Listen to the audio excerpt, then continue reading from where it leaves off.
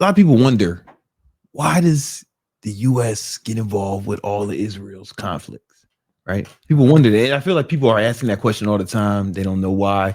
I feel like you have some ideas. Before we get into this topic, you motherfuckers better like this goddamn video. Yeah, you should like the video. You guys need to like this goddamn video.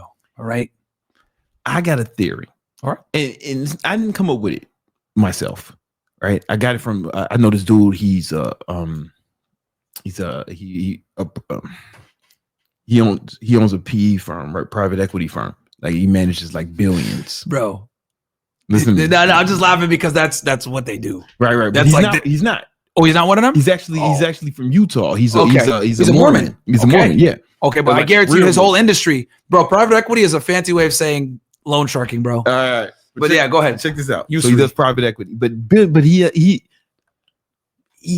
has to manage that much money, you got to know, of course, macroeconomics. That industry is dominated by our friends. And what he told me was, he said, "Listen, man, in 1971, Nixon took the dollar off the gold standard, right? Meaning it's not backed by gold anymore, right? Because they knew he was bullshitting with the gold, right? So what they did was."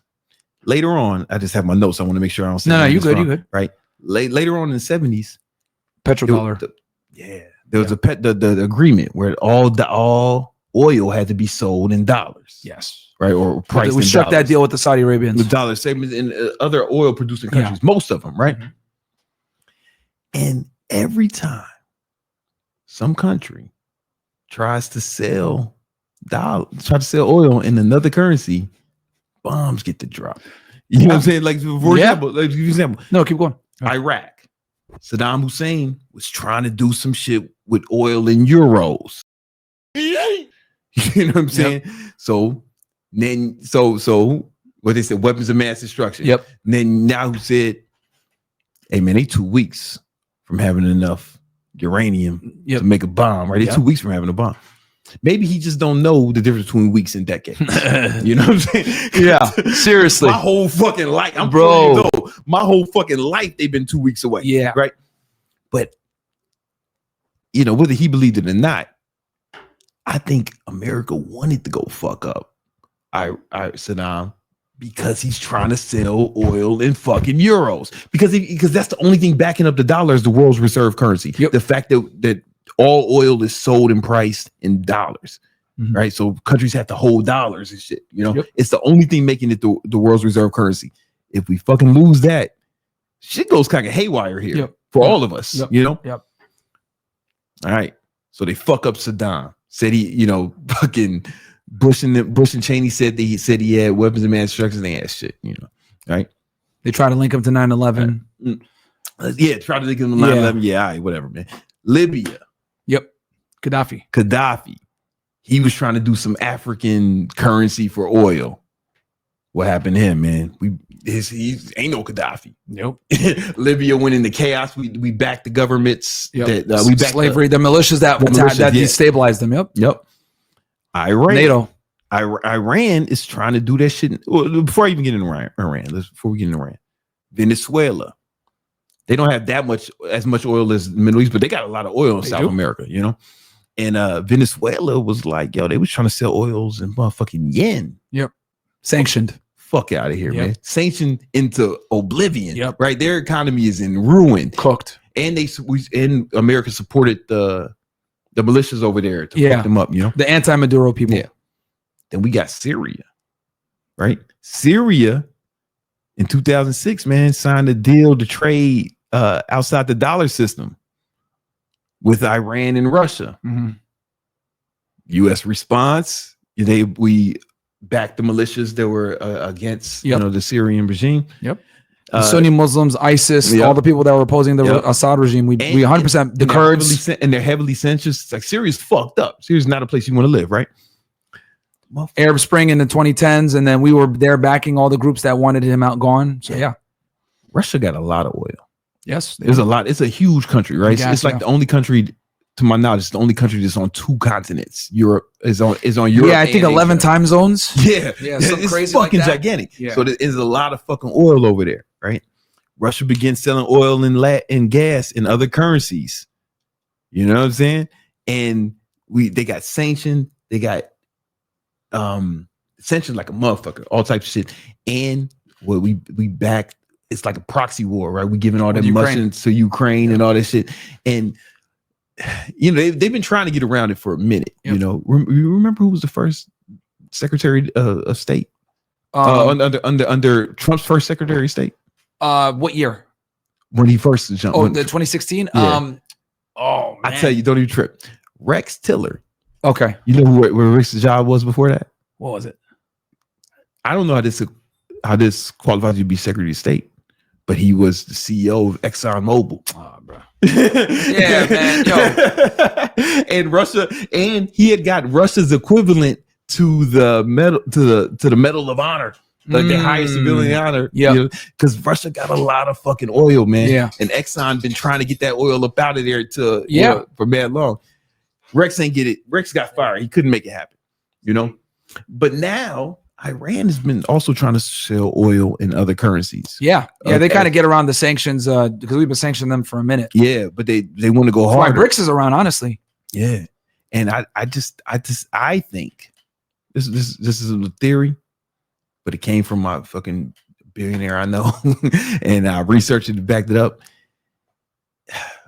I don't even know how much America gives a fuck about what's happening to Israel as much as we. Just like in Iraq, we use Israel as an excuse to fight motherfuckers who selling oil in different currencies. That's a theory. Okay, I want to run it past you. I don't know. You study this shit more than me. Yeah, no worries. So my position on this is that, and before I say what I'm going to say, this is my take on this. Opinion. Yeah, this is my take on what he's about to say. Yeah, so don't guys, whatever I say here, don't attribute that to Brandon. But yeah, and we're talking about Israel, the country. Yeah.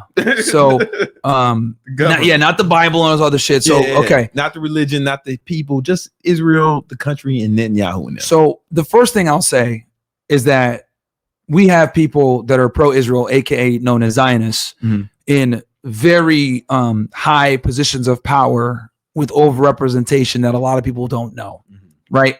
There's a bunch of high-level government officials that are either Zionists and or dual citizens and or have some type of affinity to Israel where we are going to back them no matter what. And the reason why they get so much support is because of the Zionist lobby that we have in America. AIPAC is one of them, but there's many others that people don't know about. And these lobby groups are able to kind of get around American laws when it comes to Foreign Agent Registration Act. And they're able to, because if you donate money on behalf of another government to influence our politics, you have to register that. But these Zionist lobby groups don't have to do that. They're basically exempt. So what that allows is for damn near unprecedented levels of lobbying for a foreign country. And then on top of that, the politicians that make this legislation are paid by these individuals as well for their campaigns. So what ends up happening? That's why Ted Cruz was saying all that bullshit. He a slimy mother. He always knew he was a slimy motherfucker. I'm glad you saw that interview. So that interview right now, imagine multiplying that by 100 for the senators, then multiply by another like 400 to 500 for the Congress. And you get to a point where 90% plus of our elected officials are taking AIPAC and or Zionist lobby money. So and here's the thing, the Zionists are single issue donors. They'll basically say, look, bro, I don't give a fuck about abortion. I don't care about the economy. I don't care about inflation. I don't care. Just protect Israel. Remember when Ted Cruz said, man, it says in the Bible. So like for you as a politician, it's really easy for you to say, okay, cool, I'll vote for bills that will support Israel. I don't care. Whatever. Right. So that's kind of how they've been able to get away with this for so long. Right. But October 7th happens.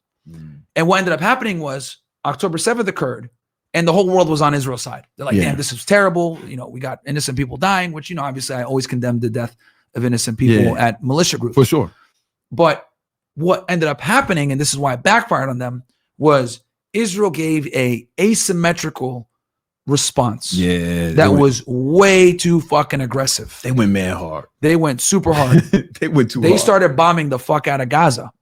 And this is 2023. People got smartphones now. People got cameras. So they started documenting all these people getting blown up and all these kids getting killed. Yeah. Next thing you know, the world shifts on Israel. Why are they doing this? How are they doing this? The most important part is the how. So people start researching. Yeah. What is our relationship with Israel?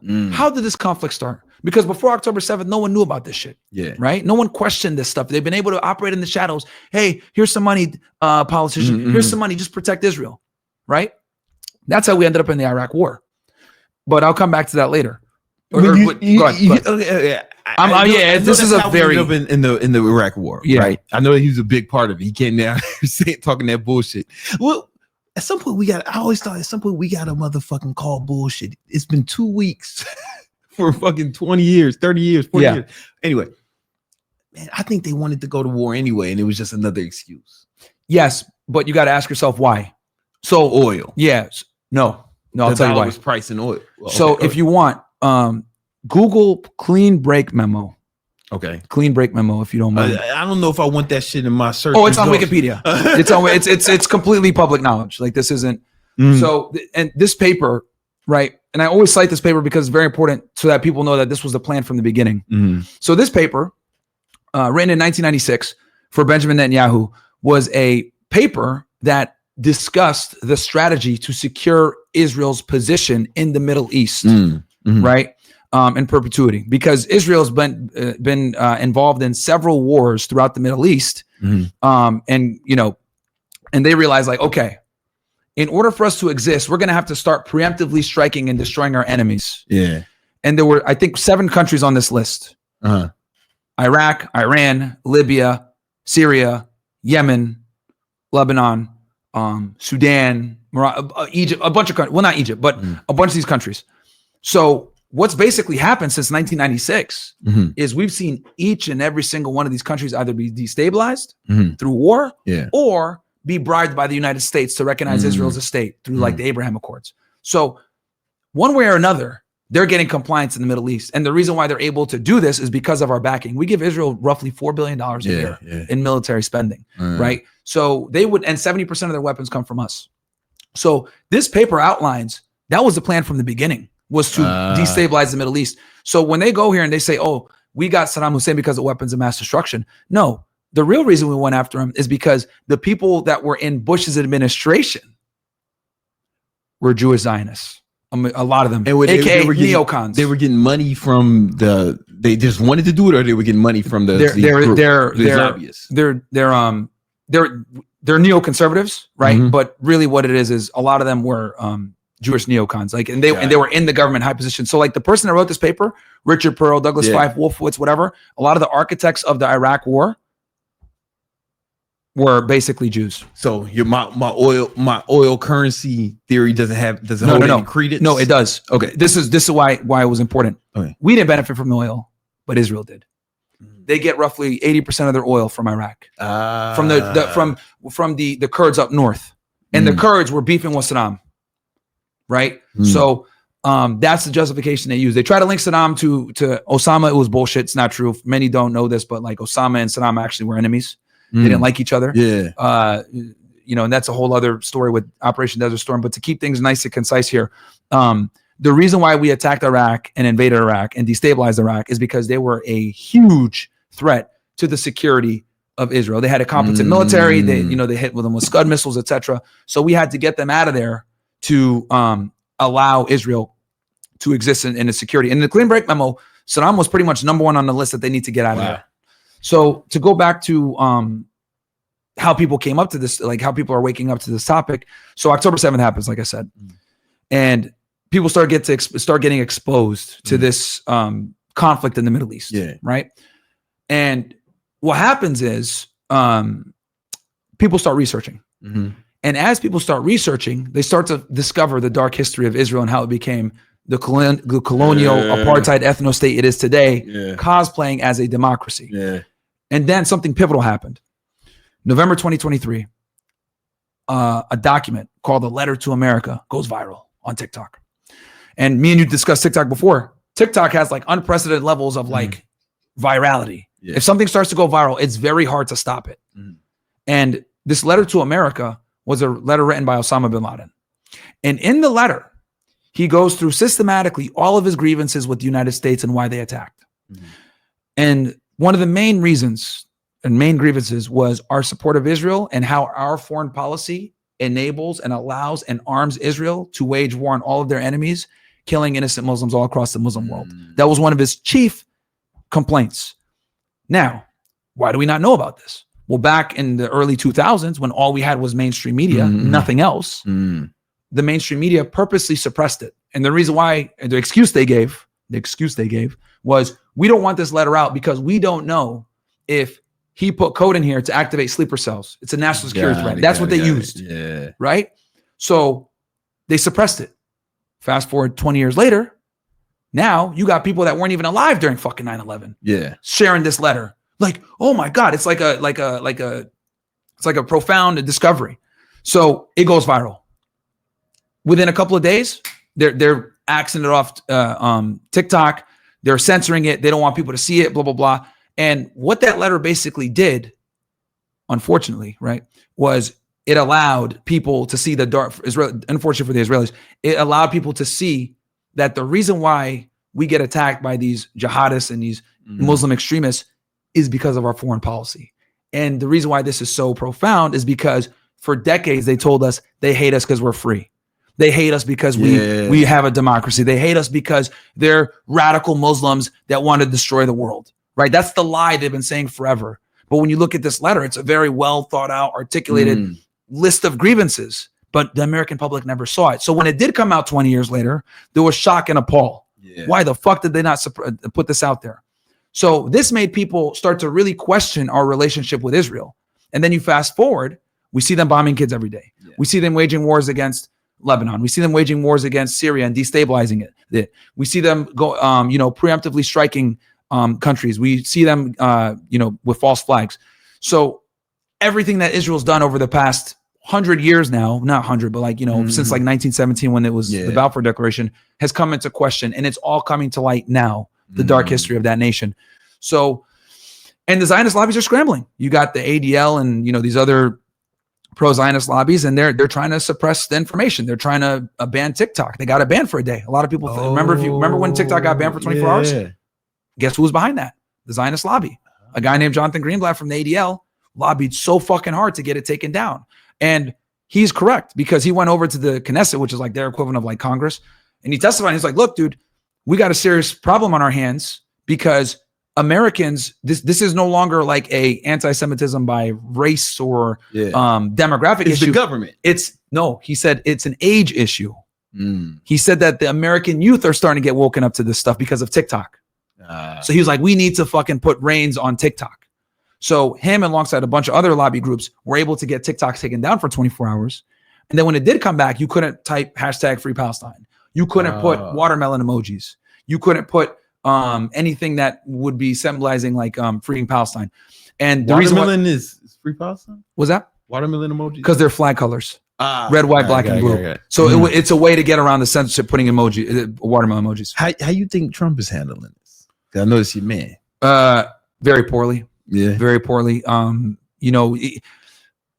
So he's in a rock at a hard place, right? Because the problem with Trump is, if he did not get the support that he got from a woman named Mary Matelson in the Zionist lobby, right, he would be in prison right now. 100%. If he didn't win this election, it was do or die. That federal case out of here in Miami with the document case, I think that was a strong case against him. They had him dead to rights, dude. So he needed to become president. Otherwise, he'd be in prison right now as we speak. On espionage charges too, which he would die in prison. Really? So I'm able to empathize, right? And say, look, he took the money from Mary Matelson. He was in the middle of a bunch of lawsuits. And on top of that, 4 different criminal cases. Yeah. He knew this was do or die. He's got to basically do what he has to do now, that on what he told them he would do. Because people don't know this, like Bill Ackman and a bunch of these left-wing Zionists, they got around Trump because he would support Israel. So you got people that are on the left that would never vote for Trump. Never Trumpers, like Ben Shapiro and shit like that. Yeah. Now they're rallying against Trump because they know. What, Ben Shapiro's on the left? I thought he was. He was a never Trumper. He's a conservative, but he was a never Trumper. He didn't like Trump. Okay. But the reason why he's supporting him now is because Trump vowed to be more aggressive against Iran and shit like that. So that's why they put him in power. So, and that's what I mean when I say a lot of these Zionists are single issue voters. Like, They don't really care about the United States. I just need you to keep Israeli interests at heart. Let me ask you a question. Yeah. I threw a lot out there. No, so we got yeah. a lot. You know, like